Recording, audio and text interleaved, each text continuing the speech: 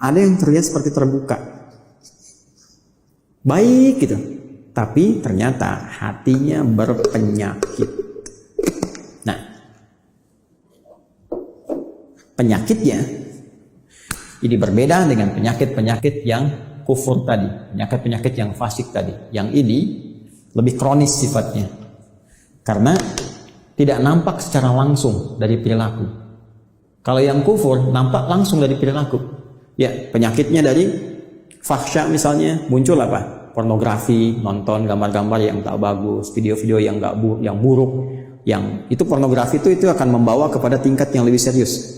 Bahkan nanti ke LGBT ini riset dari riset ini nanti. Jadi kalau dari, mohon maaf tuh, pornografi itu candu yang sangat luar biasa. Itu pornografi itu lebih bahaya dari narkoba. Narkoba aja sudah bahaya, ya, apalagi pornografi. Naik nanti itu pengantar kepada LGBT, itu yang paling bahaya, ke atasnya lagi. Nah ini teman-teman sekalian, itu fahsya, kata-kata kotor, jorok dan sebagainya. Ya, mencuri, membunuh, merampok dan sebagainya itu mungkar. Nah, perbuatan fasik, penyimpangan itu karena sifat-sifat tadi, fahsya dan mungkar. Nah, munafik itu samar sifatnya. Ya, kalau fahsya dan mungkar itu membentuk perilaku. Orang maling kan mencuri, kelihatan perilakunya ada. Tapi kalau munafik itu perilakunya kayak baik, sikapnya baik. Padahal kebaikan itu dibangun oleh sinyal-sinyal yang kotor dari nafsunya. Itu penyakitnya, penyakit yang sangat menarik. Berbeda dengan penyakit-penyakit biasa. Apa di dalamnya? Seperti riya misalnya, hasad misalnya, ya hiqd misalnya, dengki, dendam, riya, sum'ah dan sebagainya. Ini penyakit-penyakit seperti ini. Berbeda dengan penyakit yang ini. Nah, riya, ingin kelihatan pamer, ya, ingin kelihatan dermawan. Dermawannya bagus tuh, dermawan bagus, ya, bagus dermawannya. Cuma ingin kelihatan dermawan, jadi nggak bagus. Jujur bagus, ingin nampak seperti orang jujur, jadi nggak bagus. Sabar bagus, ya, tapi ingin kelihatan oleh orang seperti orang sabar, itu nggak bagus, ya kan? Ya, bersikap baik pada orang karena hartanya itu bagus, karena jabatannya bagus, hormat pada mereka. Tapi kehormatan yang diisi oleh perasaan iri hati itu nggak bagus. Hormat, ya maaf, ya di wajahnya ada senyuman, masya Allah Pak, Bapak itu luar biasa, bisa punya jabatan seperti sekarang. Cuma di hatinya, mudah-mudahan Bapak besok kehilangan jabatan. Itu hasad, keinginan meruntuhkan kenikmatan diperoleh orang lain. Itu hiqd. Ini bahaya. Itu yang disebut dengan sifat-sifat ini melahirkan sifat nifak yang membentuk munafik. Tipikal golongan ketiga. Jadi orang munafik itu sama-sama yang ingin saya sampaikan punya penyakit di hatinya, punya penyakit di kalbunya. Ya, penyakit yang melahirkan dampak kepada fisik disebut daun. Penyakit yang melahirkan dampak kepada jiwa, sumbernya dari kolbun, disebut maradun. Di orang yang sedang riya itu maradun, orang yang sedang hasad itu kena penyakitnya maradun, orang yang hiqd, dengki, ya, dendam itu maradun, ada penyakit di kolbun. Kalau satu orang, kalau banyak orang, ya, maka jamak bentuknya dari kolbun jadi kulubun, ya, di kulubnya ada apa? Ada maradun. Karena itu kalau ditanya kemudian, kenapa orang munafik itu bermasalah imannya? Kenapa dia menipu dirinya sendiri? Di ayat 9, ya kan? Kenapa dia mencoba menipu Allah dan orang beriman? Padahal tanpa sadar dia menipu dirinya sendiri. Karena di kolbunya ada maradun. Karena di kulub mereka kalau banyak. Karena munafik menular. Kalau banyak orangnya di kulubun. Ya, di kulub hati-hati mereka itu ada penyakit maradun. Maka dijawablah dari pemaparan ini. Turunlah kemudian, perhatikan, ya, pernyataan tegas dari Allah Subhanahu wa taala yang mendasari pemaparan yang telah diuraikan tadi, ayat 10. Fi qulubihim marad. Fi qulubihim maradun. Ini fi qulubihim marad. Yang paling menarik di ayat ke-10 ini, yang Allah tekankannya itu yang ini, khabarnya. untuk menjawab pertanyaan di ayat 8-9 tadi. Ketika Anda bertanya, kenapa sih orang munafik ini imannya bermasalah? Ya, masalahnya apanya sebetulnya? Kan kelihatannya seperti orang baik. Di mana letak masalah di imannya? Maka Allah tekankan, hei, masalahnya di hatinya itu loh ada persoalan. Di jiwanya. Ada masalah besar di hatinya yang nggak sama seperti orang normal. Ini orang nggak normal, kelihatan baik tapi hatinya berpenyakit. Kan? Ini yang ingin ditekankan. Di persoalan utama orang munafik itu ada pada jiwanya. Ini kembali ke sini tadi ini.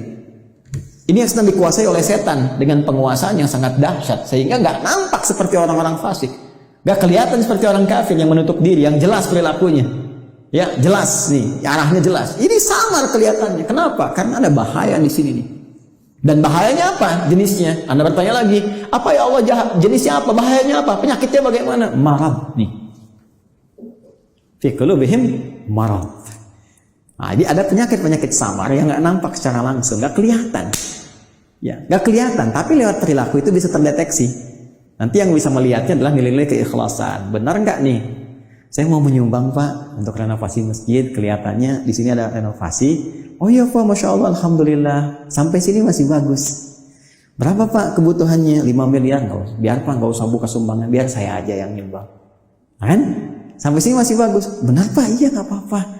Ikhlas Pak karena Allah. Bismillah. Nih 5 miliar. Ini mohon Pak ya, nanti pas Jumatan dikasih tahu bahwa saya mengatasi semuanya ini. Kalau perlu di akun Bapak sebarkan dari Sabang sampai Merauke. Nah, mulai muncul.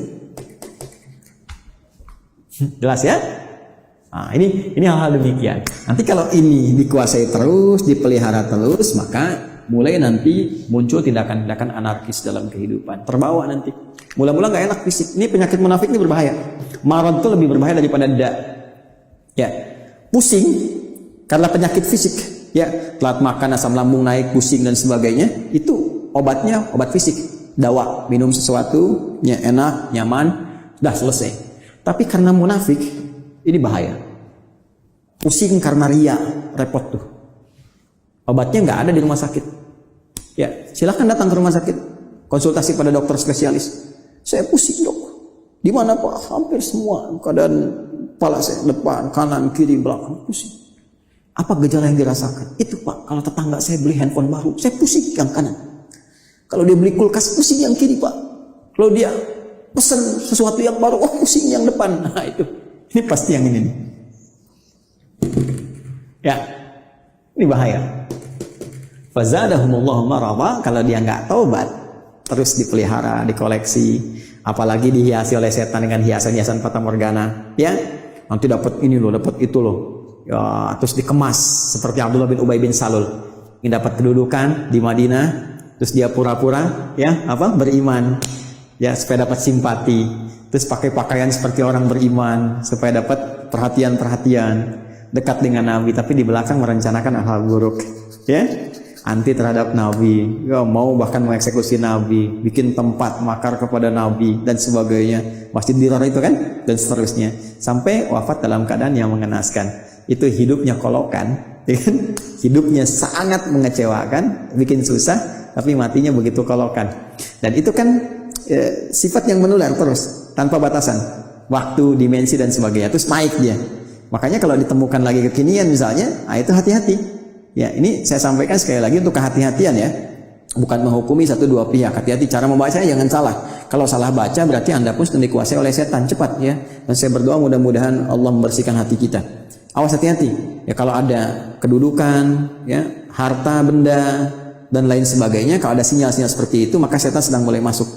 Sekali lagi saya sering katakan, ini musim-musim pilkada. Kalau nanti ada bisikan-bisikan nih, wilayah pemilihnya banyak Islamnya nih, kamu pakai kerudung aja. Untuk menampakkan aja kamu dekat dengan mereka. Kalau perempuan, kamu pakai peci deh. Kalau bisa pakai jubah, datang ke pesantren begini, kamu untuk menampakkan aja supaya kamu dapat pemilihnya.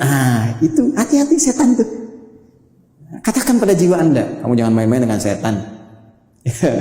Bilang aja, kamu set, jangan main-main. Kamu ingin men-set saya, jangan main-main dengan setan, gitu kan? Kalau saya mau muslim, saya jadi muslim yang sesungguhnya. Saya pakai peci beneran. Bahkan ini menjadi momentum saya untuk bertobat kepada Allah.